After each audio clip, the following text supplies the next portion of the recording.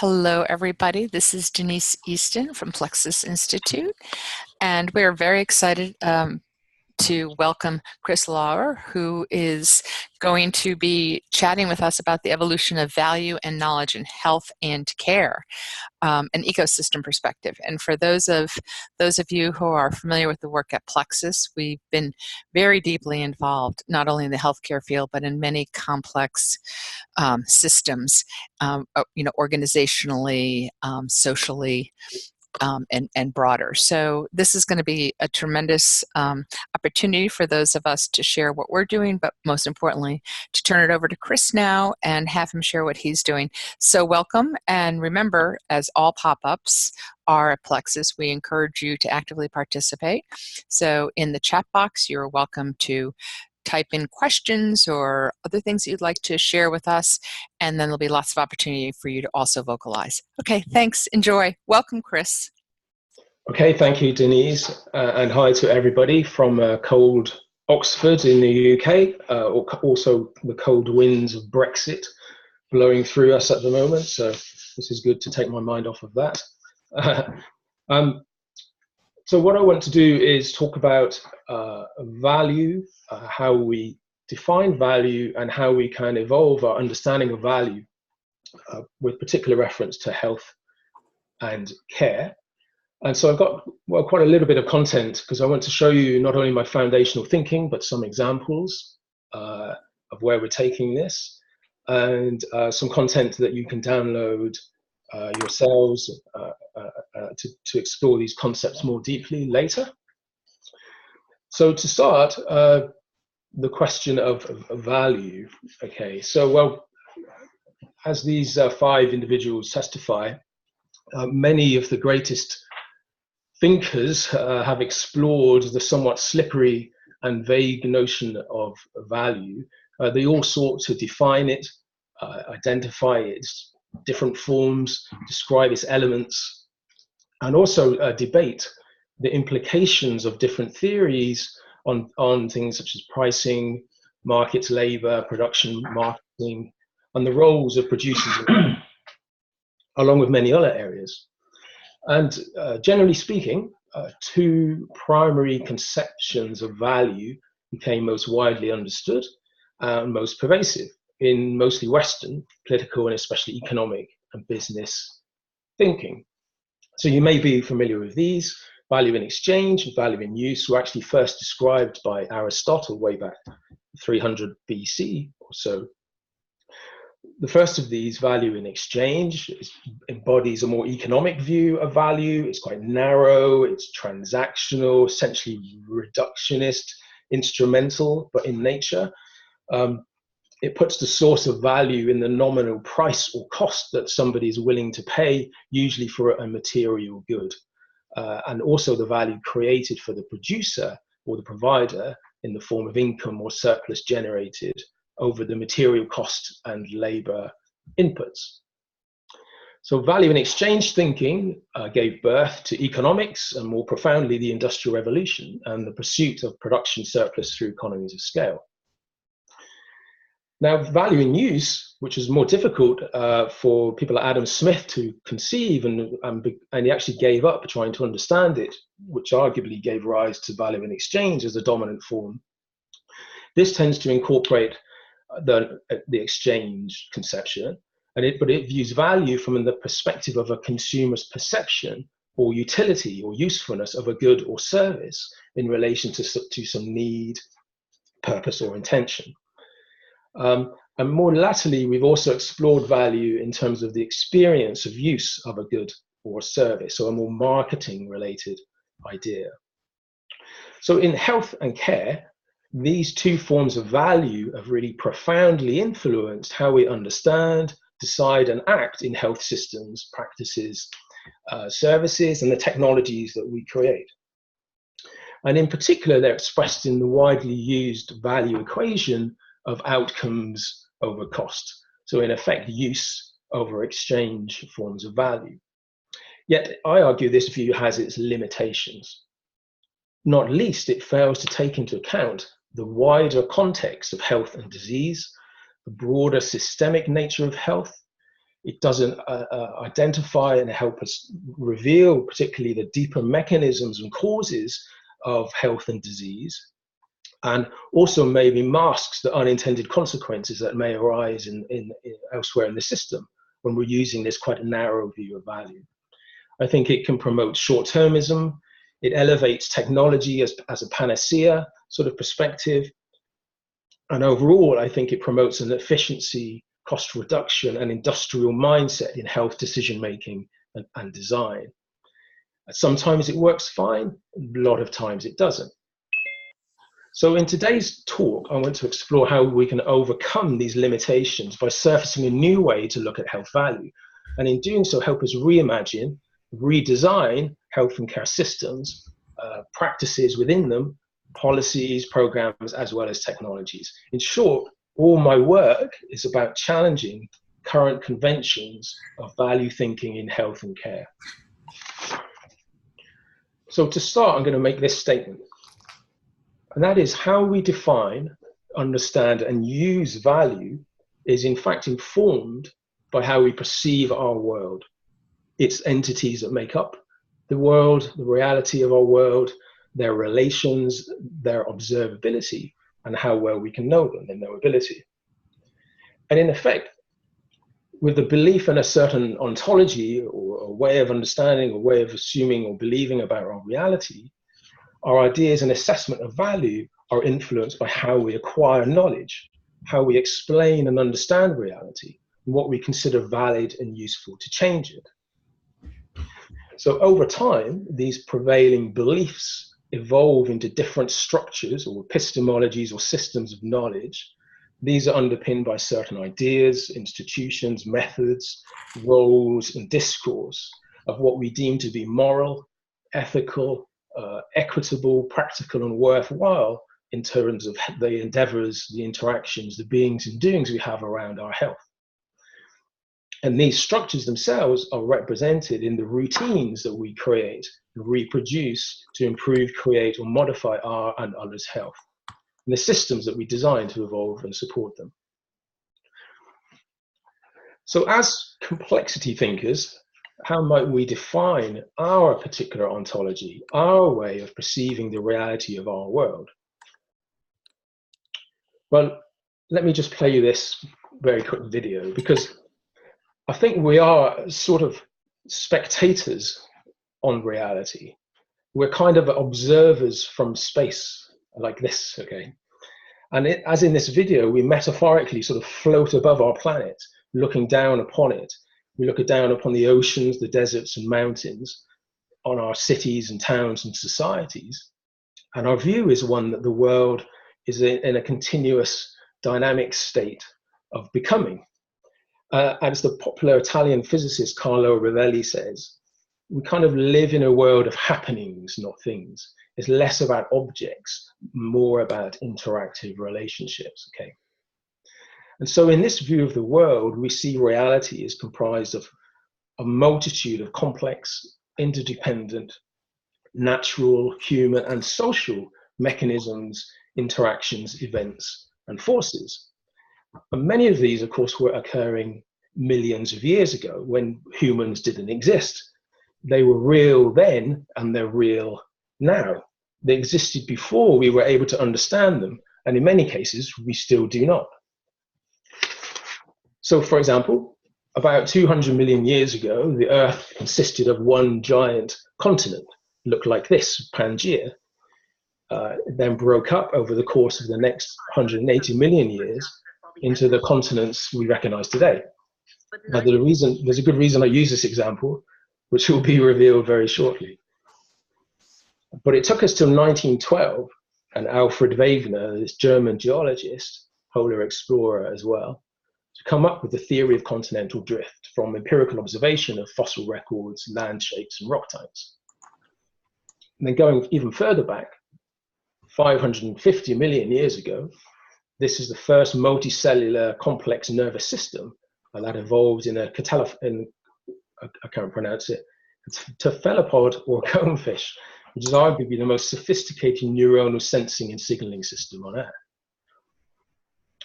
So in a way, like our planet and like these mechanisms, these factors that drive our reality, that underpin it, our health and our health systems are also complex, adaptive, emergent, open systems.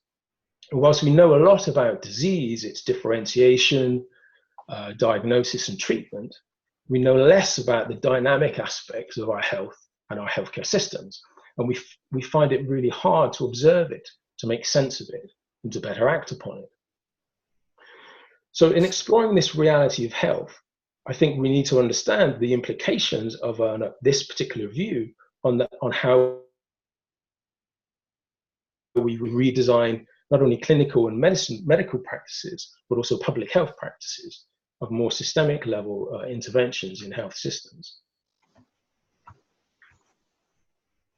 Okay, so in order to do that, that's a big task in a short amount of time. But what I want to do is work up a complexity view of our reality itself and use this to apply it to a health context. So this model, which draws on critical realism perspectives, if you're interested in that, identifies three hierarchical domains of reality of our world. The first of these is what's called the actual domain. And these are the actual health and disease states, actions, events, interactions, situations, happenings that just occur. These are the things that happen. Now, as researchers, technologists, as clinicians or designers, we don't see or know about everything that happens in this actual domain. There's only a subset of it that we can observe, experience, know, and can describe. And this is called the empirical domain, i.e. that which we can observe. But underpinning both of these domains are the deeper underlying, often more hidden determinants, mechanisms, and structures, whether natural or social. Now, these are the forces that generate actual health and disease states, events, situations, and actions. They exist in the real domain.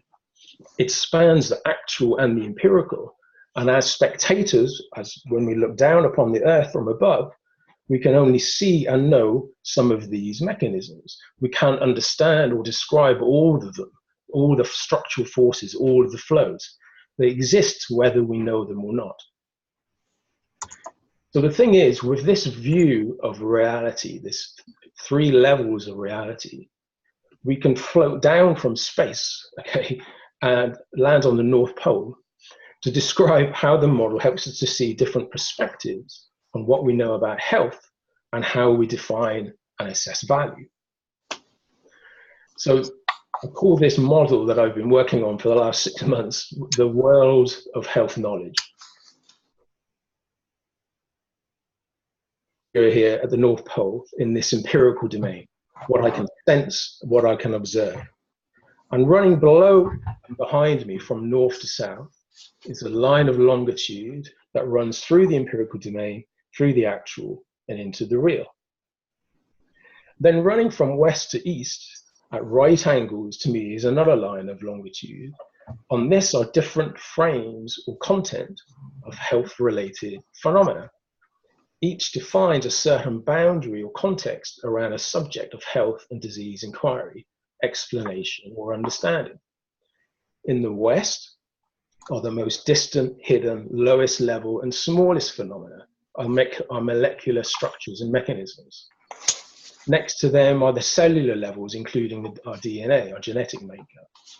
And then coming into view is the body itself and its different functioning components, musculoskeletal, the organs, the tissues, and so on. Then here at the North Pole is my mind. Is it in my brain or is it somewhere else? Where is my mind? I'll come back to that particular question shortly. And then over in the east are things outside of my living body. Here is my lived experience, other persons I relate and socialize with, the society that I'm part of. And in the distance, and more difficult to understand, the political, cultural, economic, and physical environment in which I live. So the thing is, using these two lines of longitude, I can distinguish at a high level 4 perspectives and corresponding bodies of health knowledge, each founded on different beliefs, assumptions, and methods, and also structures, including that of value, for understanding health and disease. Using the Earth metaphor, each body or health continent is positioned within a certain dimension on the north-south axis, and a particular frame or phenomena of health interest, east-west. So the first continent in the Western Hemisphere is one that perhaps we most know the best, and I call this biomedical reductionism. Indeed, others call it biomedical reductionism. And here, over the past 200 years, this approach seeks to break up complex health and disease phenomena into smaller units for ease of analysis, especially within the body, tissues, organs, cells, and bones. By reducing our bodies in this way, and reducing health and diseases down into parts, symptoms, and risk factors in order to identify targets, correlations, conjunctions, and other components of disease, this technical practice. But below what I call biomedical reductionism, straddling the actual and the real domains of the far Western and the smaller frames of our health knowledge world, are the molecular genetic and cellular levels, is the fast emerging biological holism continent. This takes a whole systems interactive view of the body and its subsystems, and using omic and molecular biological methods, it seeks to understand the generative and causal mechanisms, mostly of disease. Now, both of these bodies of knowledge that are mostly concerned with disease. But in the Eastern Hemisphere of our reality, the concern shifts more to our lived experiences relating to our health, to our interactions with others in society and in environment. Here I see 2 further continents of knowledge. The first of these that's come up is I call health individualism. Now, this mostly emulates the empirical methods of the natural sciences in biomedical reductionism, and it seeks to study people's health and healthcare intentions and behavior. This knowledge base seeks to understand individual actions and, through aggregation, population level health intentions. It may inform public health promotions, prevention strategies, and so on. Then lastly, the 4th continent of knowledge is what I call health structuralism. This is concerned with understanding more deeper, more complex and difficult to identify causal and structural generative mechanisms of disease in particular, and that produce these events and states in the actual domain. It's also concerned with how we describe, how we categorize, how we communicate our health, our disease, our symptoms with others. Now, the key thing with this model is that each of the continents has different applications, benefits, limitations, and consequences, particularly if we hold one particular knowledge perspective alone, separate from all of the others. And in my work, what I've done, I've assessed and compared each of these 4 perspectives in detail. We can discuss some of the limitations, some of the implications of holding a particular view after I finish the talk. But the key thing is, like Pangea itself, I argue that our primary perspectives, our continents of health knowledge, have drifted apart. They're disconnected. We lack a convergent, holistic, systemic view. And consequently, between them lies this big unknown, a deep unexplored ocean that we conclude is just too complex to know, to understand. And so to compensate, we revert to kind of weak sensing, to narrative inquiry with loose methods, to empirical experimentation, a kind of test and learn approach that never fundamentally upturns the status quo. It skims over this real domain of the underlying causal factors that remain untouched and persist. In short, we never address the root causes, these generative mechanisms of poor health and that have led to our burdened healthcare systems. So I argue this rather to bring about a convergence of all the four perspectives, a reformed Pangaea, if you like, reverse continental drift, we must embrace the complexity view in context to what the four perspectives can tell us. We cannot sort of throw them away, and we shouldn't, but we can find an alternative approach that has the potential to synthesize the continents in a new conceptual frame, and to help reveal and overcome the complex reality of our adaptive systemic health world. And to do that, okay, we must start with an important assumption, or an alternative view of how we look out at the continent, at the unknowns from our spectator position, here at the North Pole, so to speak. And this view is expressed through the fast emerging discipline of cognitive psychology called embodied cognition or enactive cognition. And this says that unlike computational neuroscience or what's called the cognitivist approach, our mind is not located, stored, and processed in the brain, an internalist view, but rather it's embodied throughout our body. Our mind also is enacted and co-created in interactions with our environment. It's ecological and developmental. It is becoming in nature. It's always evolving. And what this means is that our brain only retains structures of past sense-making interaction, not actual representations. What that means is these structures are predisposed to do certain things, to certain affordances, to certain actions, or what's called operating intentionality. What that means is that people have different structures of intention and action. They're highly diverse. Some of them are highly formed in some people, they're not so much formed in others. Significantly, they're all shaped by a situational, social, and environmental context to our possibilities of being and doing in our world. And what this means when we take all of that rapid summary of embodied cognition into a health domain is that health is individually sensed from the dynamic interaction of somatic, psychological, social, and behavioral elements. Somatic meaning bodily related elements.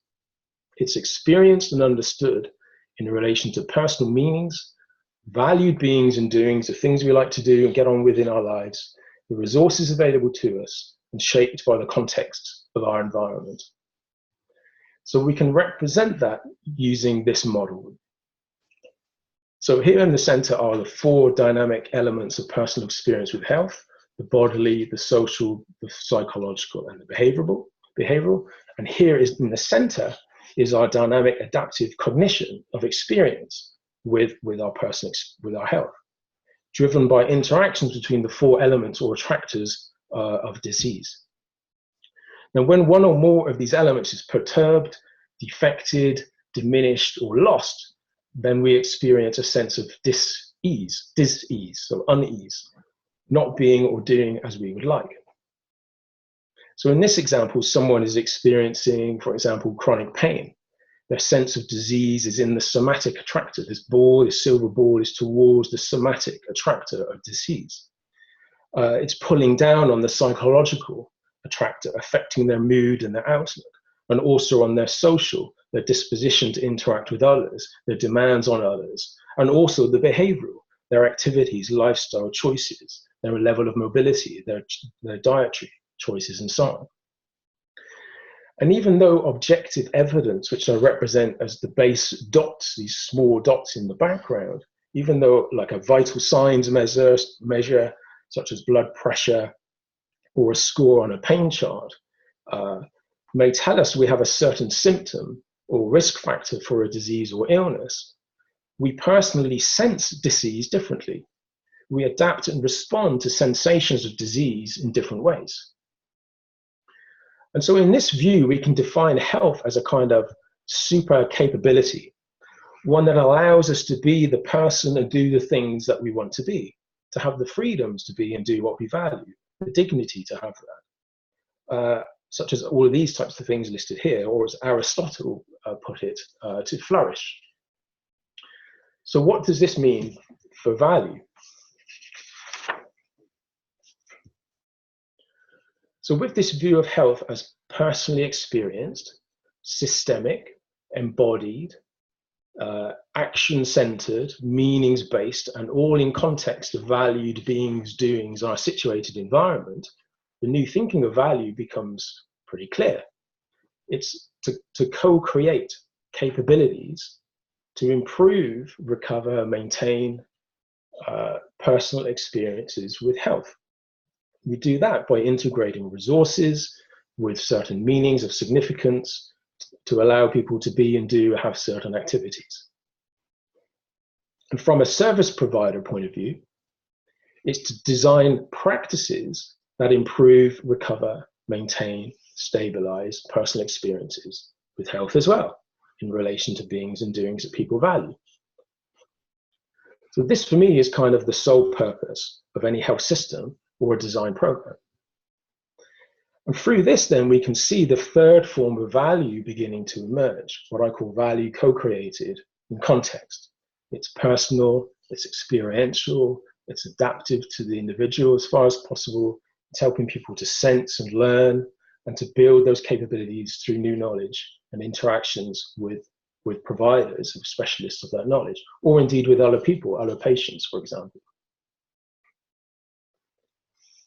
So how do we create and identify opportunities for creating this form of value?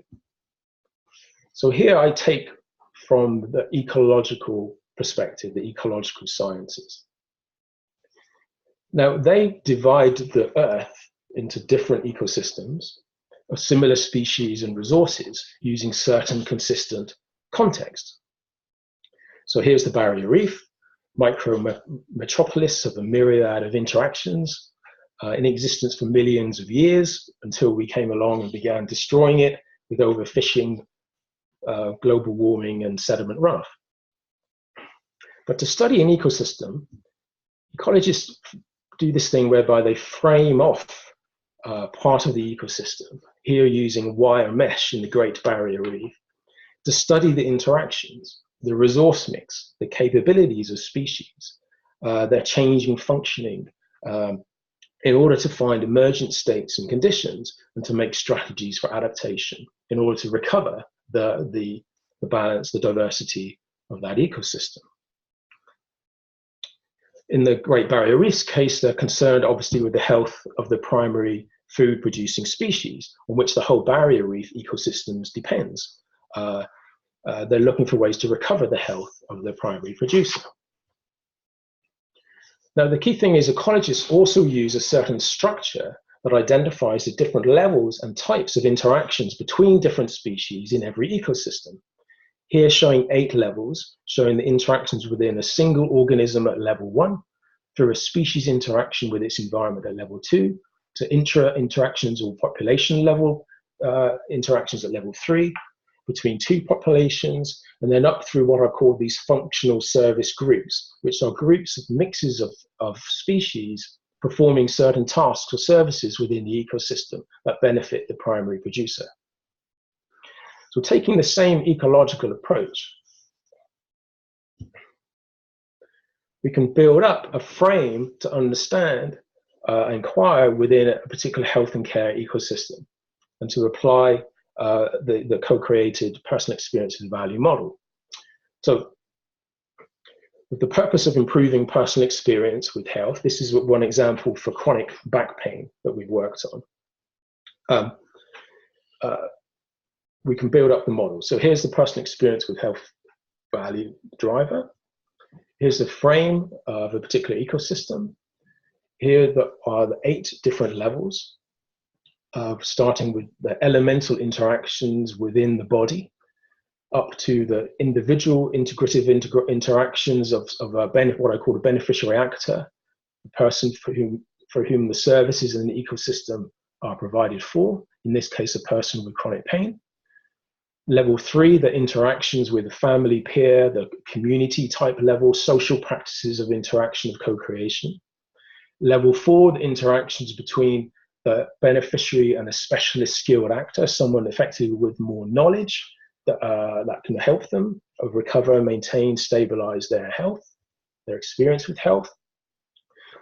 Then their interactions with a professional group, the beneficiary with a functional service group. That's a different type of interaction. Each of these is a hierarchy, so each incorporates the previous level. Then there's intra-group professional practices at level 6 of a functional service group that provides certain services and tasks for the beneficiary actor. Up to inter-level groups, so for example, within a hospital context, you might have multiple functional service groups, each with a particular specialism or domain of knowledge. And then at the highest level, multiple organizations, the inter-organizational practices of co-creation. So the thing is, using this frame, we now have a means to inquire into a particular ecosystem to find new value creation possibilities. And we also have the means, the units of analysis to do so based around capability, factors, and contexts to reveal the dynamics, the opportunities, possibilities of creating value. So in the study earlier last year, we identified over 300, these are just examples of each, different capability and experience factors from diverse actors from different levels of the ecosystem going up. Okay, so each of these then provides an understanding of the means, the mechanisms, the factors to address, to improve, create value, focused around improving personal experience with health for the beneficiary actor. One thing we can also do is look into adjacent ecosystems and see the factors, the circumstances that arise in those that can affect the means, the capabilities to improve personal experience with health. For example, in housing, in transport, social care, education, or even in the natural environment. Now, the key thing is what we're doing here is, unlike current outcomes thinking, we're looking to surface the causal mechanisms, the underlying factors and contexts that actually affect whether we can achieve outcomes, the drivers of outcomes, the drivers of performance. So here we've got the ICHOM definition categories of outcomes. We're providing all the mechanisms that underpin that, the why and how, the understanding of why certain outcomes are happening, where, when, and in what context. So here's a couple of examples. Understand, for example, from the patient's point of view, your pattern of pain in relation to the pain relieving actions you've taken. For each, we can create a score around importance, performance, the PER, opportunity, OPP, whether there's a hot spot, whether there's sort of conflict, what are the constraints impinging on that particular capability factor, what resources are currently used, to what degree there is, how much diversity there is in the scoring, in the need for that particular capability factor, what the overall measure is, what themes there are, and what outcomes it relates to. And we can do this for all the different actors within a framed health ecosystem. We create a whole bunch of measures, so we can compare patient capability to clinician capability, compare it at a country level, across different practices within an ecosystem, and also different themes. So here's the 46 different themes that come out of this particular study.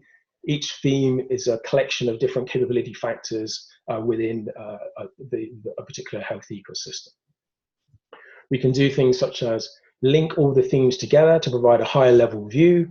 The bigger the bubble, the more important the theme that's coming out of the study. So here's the 8 levels now shown horizontally.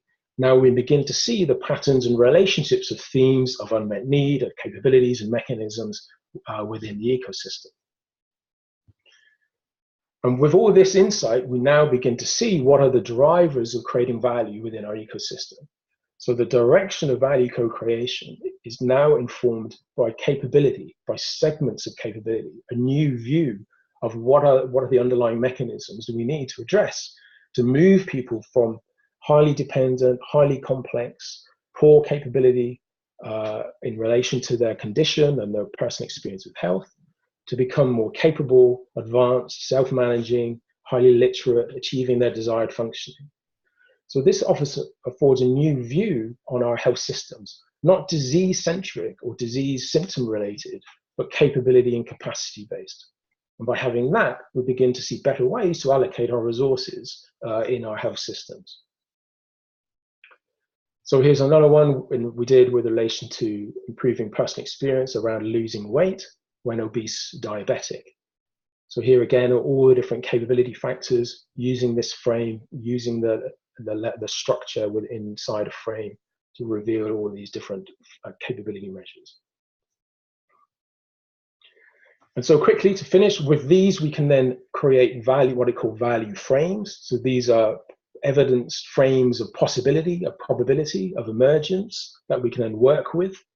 We can then design emergent ecosystem strategy. So we have multiple frames going off here. We can determine where we want to go first, how we evolve, how we create, how we move through different varieties of value to realize transformation in any particular ecosystem. I haven't got time to go into that, but that is covered in the book. So again, this underlying driver is this personal experience with health. So to finish then, I'm saying that the reality of health as an open, personal, dynamic, emergent, adaptive, sense-making contextual system requires a similar view of health, of value and design. Value in ecosystem is the highest form of value. It's social, it's ecological, it understands the diversity of personal experience with health, it focuses on creating viability and sustaining patterns of action and intervention within a health and care ecosystem. It's multi-actor, it's multi-value, multi-practices of co-creation. And it also seeks to synthesize and bring together those current domains, those perspectives of knowledge that we have created and are working with within our world of health knowledge. So I would argue that this ecological systemic view requires this ecological systemic approach to design and thinking about value. Like the divers in the reef, it allows us to dive deeper into our complex reality, this real domain, to obtain insight into these hidden underlying interactions, structures, and mechanisms that limit or may power capacities and capabilities to improve our and others' health. So it's forecast that in about 248 million years, there will be a new Pangea. The continents will come back together again, what's been called a health proxima. I think with this kind of thinking, we can do the same in terms of bringing together a new convergence of our disparate, diverse perspectives on health knowledge. So the foundations of the framework are covered in my book, and you can find out more at Umia Health, my own personal website, and we can now open it out and have some questions, please. So there we go. Thank you. Thank you, Chris. Whoa. It's really terrific, and there's so many different places in which we could jump in, but I am going to open this up to the group. So if you have a question or a comment, please feel free to unmute yourself. And if you'd like to, Chris, you're welcome to keep your screen share on or not. And I guess that really sort of depends on what the questions are. So please jump in, folks.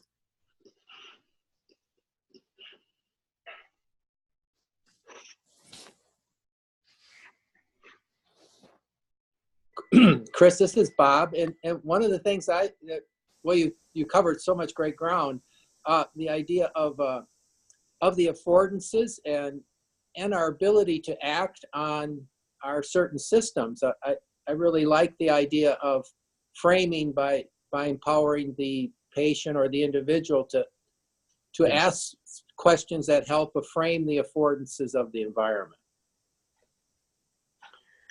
That's right. So yeah.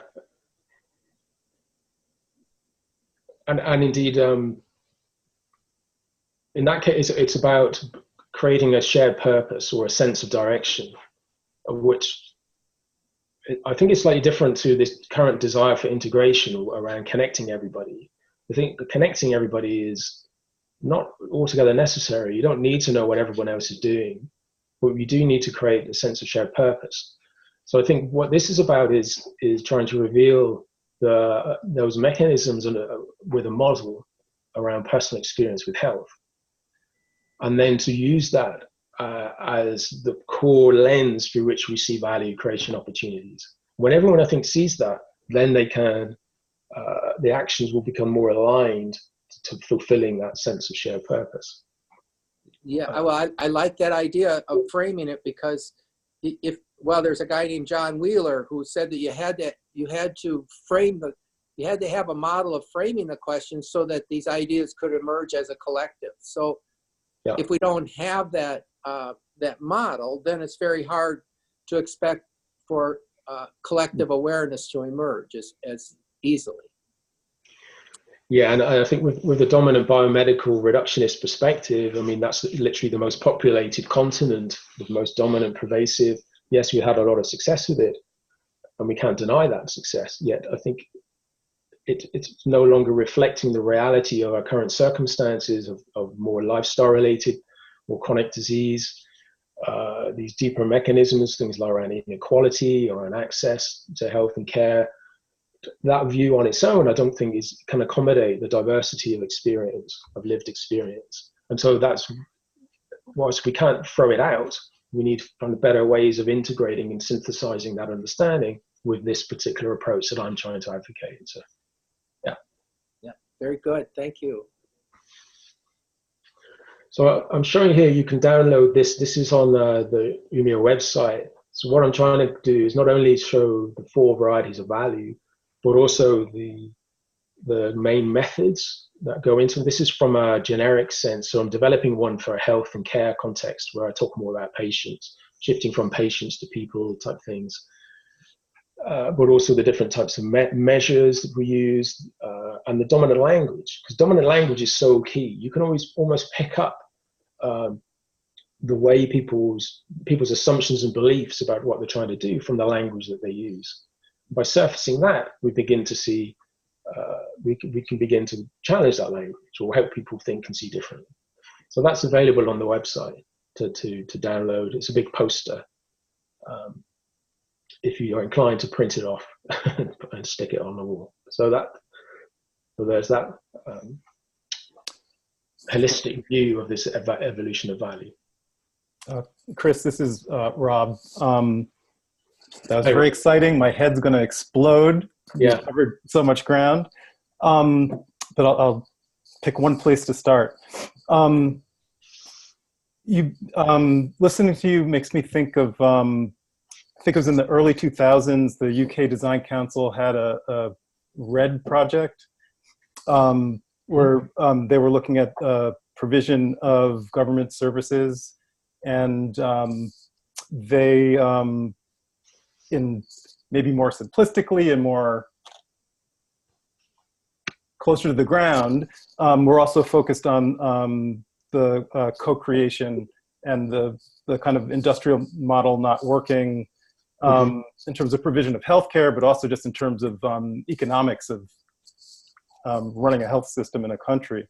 So there was the UK Design Council RED, and they did some work on co-designing with people with diabetes, tools to help them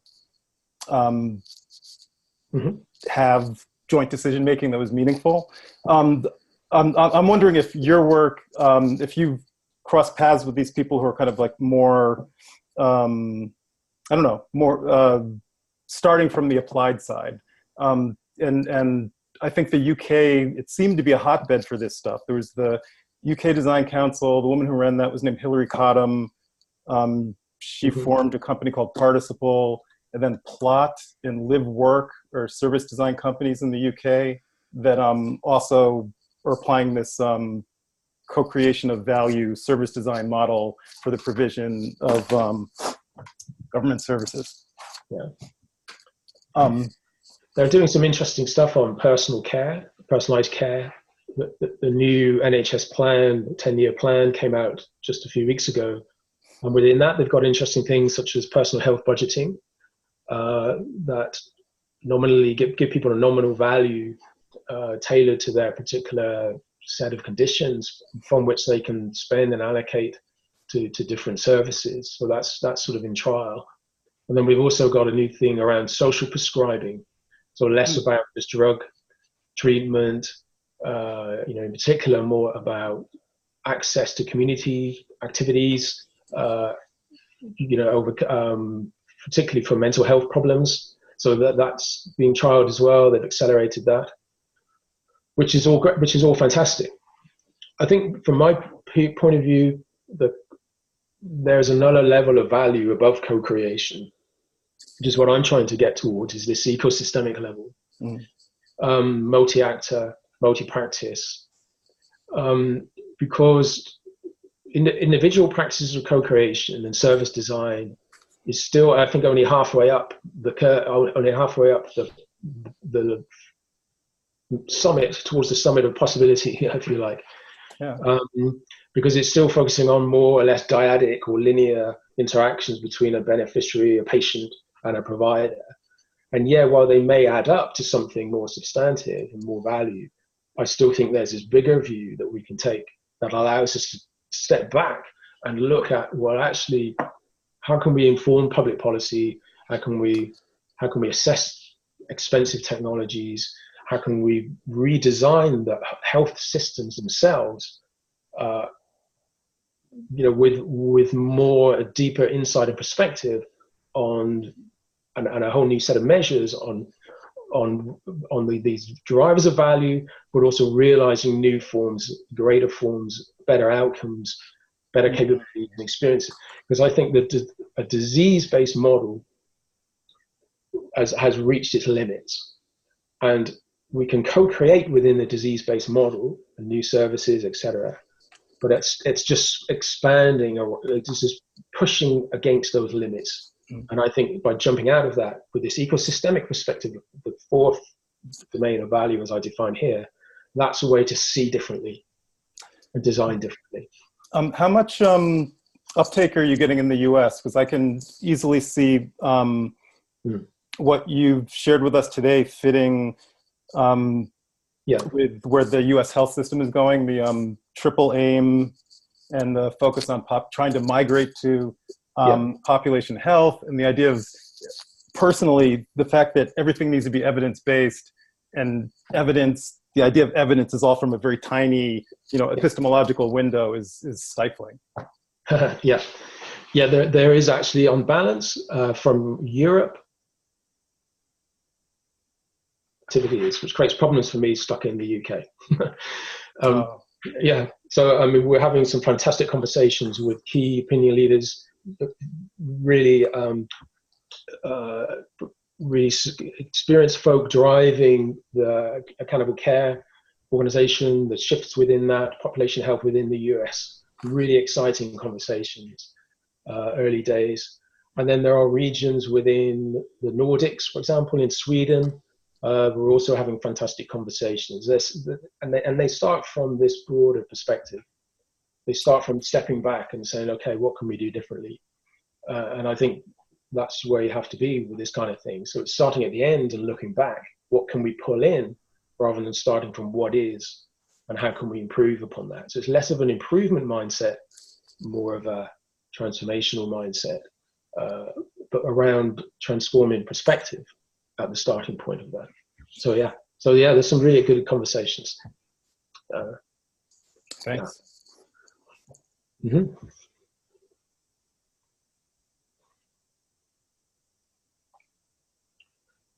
Any more questions? I'm Joe Lyons. I'm in, you can hear me okay, Chris? Yeah, hi Joe. Yes, I okay. can. Hi Chris. It's great stuff here. I'm anxious to sort of jump in a bit more. I've been in healthcare for my career on the administrative side and such, finance and the like, in the United States. And I'm thinking about the way in which you take the work that you've done here and sort of move it into the different spheres. You talked about policy making. You talked about maybe engagement with providers, healthcare providers, organizations, and such. And I've as I think about change in healthcare and in how it's going to happen, and of course in the United States it's somewhat of a market economy for healthcare, which has its challenges.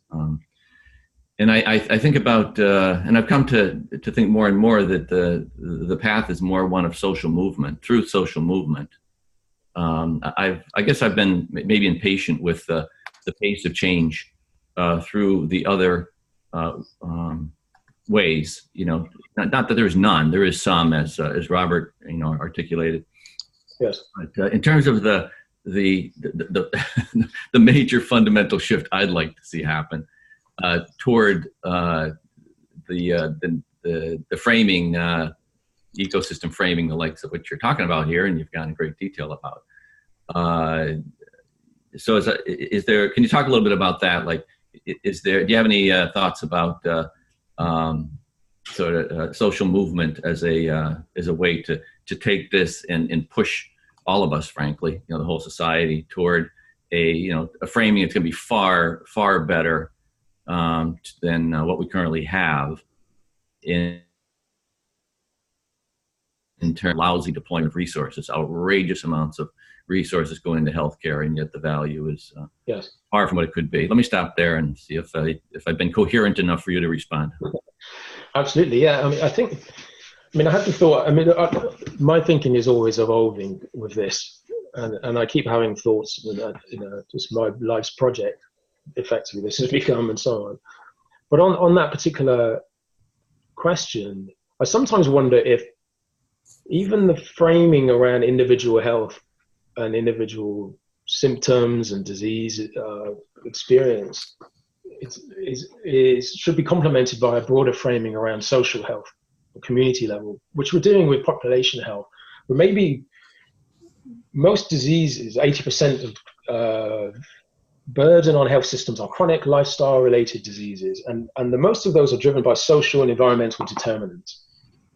So surely we should be framing around ecosystem frame around common contexts of social determinants, for example, around particular population level, population groupings too, or geographical related, which we're kind of doing. So, and then have that as our primary frame, and then the individual as the secondary sort of focus within that. Because health is, I think, largely social. We understand our health in terms of the health of others. And our systems are around outcomes and improvement and so on, are built upon an understanding of my health in relation to your health. So it's always an other point perspective, really, that dominates that informs our view of health. So this is an evolving thought in essence, but I think a social frame, and particularly the level 3, as I define it in the ecosystem, the community, the social interaction. If we can locate and drive new forms of practices at that community level, what I call, and others are called, well-doing, not just well-being, but well-doing in terms of sharing, engaging, supporting others, as we move more towards a voluntary-based society, for example. I'm talking 10, 15, 20 years time, but that could be the locus, where more social forms of value thinking in terms of health are originated and develop, rather than an individualistic view of health, which is one of the 4 perspectives, health individualism. I think that's leading us down the wrong path towards really rethinking how we can address those social determinants. So, yeah. So, and then that means new kinds of financial models and payment mechanisms to drive that kind of social form of value, new forms of social interactions, new forms of grants, foundations, and community level interventions, or community actors, and so on. I think that's a really exciting area to be. I think that's how it may evolve. Yeah, and actually, I'm involved in some thinking about, way back. I have a financial background. I'm just thinking about what seems to be evolving the financing mechanisms and ways. What the, in some part from policy, in some part from market dynamics, and I plan to do some thinking about what you have here, yeah, and in the context of what's evolving, and then see where the points of intersection are. Which of the market dynamics appear to be, sending us in a direction of coherence, akin to what you have here, and which ones could actually, head us in the opposite direction, where it's just more transactional, where somebody's going to make a nice profit on it, and frankly, for in return for less than satisfactory value. And certainly non-systemic value. I mean, you look at the opioid drug manufacturers, for pain, obviously destroying the systemic value of communities. And how do we tackle that? Where do we start to impose conditions and constraints on that lead to addiction? And those, social consequences are huge. So, what this approach is also tries to do is reveal those conflicts, because the different actors and different roles within a frame ecosystem have different currencies of value. Some are more towards the exchange end. Some are seeing it more of a use value and shifting towards outcomes thinking. Others are more about creating capabilities, understanding the drivers, and yet few are thinking ecosystemically. And there are variants within each of those. So what I think this method does is surfaces those conflicts of value perception, those differences, and that then helps you towards resolving them for the benefit of the ecosystemic level. That's the challenge, but perhaps the bigger challenge is knowing them and seeing them and knowing them in the first place. So, and this is what this framework is about as well. Okay, very good. Thank you. Mm-hmm.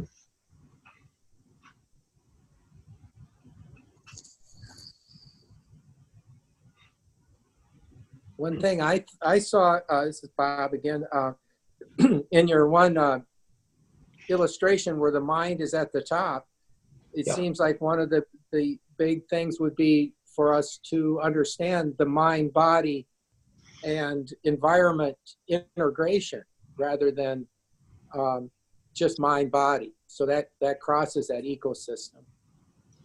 Yeah, absolutely. I think, and I'm reading some very complex literature on this enactive view of embodied enactive cognitive psychology, and and there are all these different positions within it. I'm just going back to that slide here. Very nuanced positions and a lot of debate. That big debate between the internalists, the neuroscience view of the brain and the mind in the brain, and the extended mind, the embodied view of cognition being effectively a dynamic system of the mind, i.e. being formed of the body, of the brain with body, with environment, and the interactions between them. And it struck me in the world of complexity thinking, this provides so many clues. That perspective, if we stick with it and we define new methods for understanding it, reveals the human level factors, understanding towards action, towards affordance, and capabilities. As I keep talking about this word, I overuse it, but for me, it's the secret. It's the key to seeing the path forward for thinking about health differently. The challenge is in the methods we create now to understand it and to create evidence. Do we always need evidence, or just some understanding, some probabilities, trajectories of where things are heading, and work with those? Maybe we don't always need hard quantitative evidence. But this is so important, this particular slide. I think, this is the linking frame between the ecosystemic view and to get us out of a reductionist brain, separate from body, separate from environment, separate from mind kind of view. Yeah, I think one of the the more recent, I don't know, findings, and again, it's so much that we don't know. Associated with this is what's happening with understanding of the biome. That we used to think that okay, we've got ourselves. Oh no, we got all these organisms we're carrying along with us, and they are either doing us good or ill. Well, a lot of them are doing us good, and then interesting. New York Times had an article on some research that's being done about the connection between our gut and our brain and Alzheimer's and the like, and scientists showing up in an Alzheimer's meeting talking about the gut microbiome and saying, what the hell are you doing here? Get along here. We're talking about the brain and the mind here. Oh wait, there's a connection, folks. So yeah, sort of just yet one more aspect of that in this fiction we have, that we are somewhat separate and distinct from our environment, that we carry around. We're independent and yeah, so much. Absolutely. And this pushes towards a transdisciplinary view. We've created these specialisms over 100, 200 years, and our health systems too are fragmented. So we have systems for mental health, we do systems for somatic physical health, a system for social care, the social side of the model, and then systems for public health, health behaviors and lifestyle choices. All of fragmented because of these drive towards specialism and empirical observation, evidence creating, as driven by policy making and the decision making around where we allocate resources. But they don't actually reflect our lived experience of health. Mm-hmm. Our lived experience is all of these things together, the dynamic relations, and this is where this embodied view comes in. The more we persist with these specialisms and distinct, diverse, divergent systems, we're never going to address the root, and we're never going to reach a deeper understanding of these mechanisms of disease and how to maintain and improve health. Mm-hmm. Very good. Hi, this is Denise. I have about 450,000 questions and 2 barking dogs in my background. Excuse me, I'm going to mute myself. But that's how my brain is feeling right now. Mm-hmm. So sorry. One of the things that I'm most interested in is looking at how we start to identify specific patterns within a particular ecosystem, an individual ecosystem, and then moving through the other embodied systems that it's sort of interacting with or connecting to. And we are also coming close to the end of our hour, but I'd love to open this up to the group to see if there's interest in having continued informal conversations around this topic, and even more importantly, to really be able to look at everything that you've shared with us today, Chris, and bring it to the next level. So I'm going to mute myself right now. So sorry. All right, thanks, Denise. Yeah, well, I'd be delighted to explain more. There's a lot in here I appreciate, and I perhaps took up more of my allotted time than I should have. But all these complex concepts are connected together, and there is the recording to run over. And I'd be happy to have some follow-up discussions, either through this medium or offline with people on a one-to-one basis. I learn as much from those conversations. They're very important to have. So, and I appreciate any feedback. And am I going mad? Am I doing too much? So. Yeah, I mean, this is Joe, and I'm intrigued. I'll pick the book up, spend some time with it. And you said you have a website there to look at some more of these, some of these images here on the website and such, or? Yeah, they are. The wall chart that I showed you, the grey sort of wall chart, you can download that off my website. This model is actually in the expanded edition of the current book that I'm still working on. The current book talks about the ecological ecosystem level, doesn't go into so much on these value forms and this model of what I call PEWH, personal experience with health. But it does provide the foundations, and actually on the since that was published only before Christmas, people have picked that up, and I'm having some fantastic conversations. And so this is the next level stuff that's not fully published just yet. So, okay. Very good. Very good. Thank you very much. Thank you.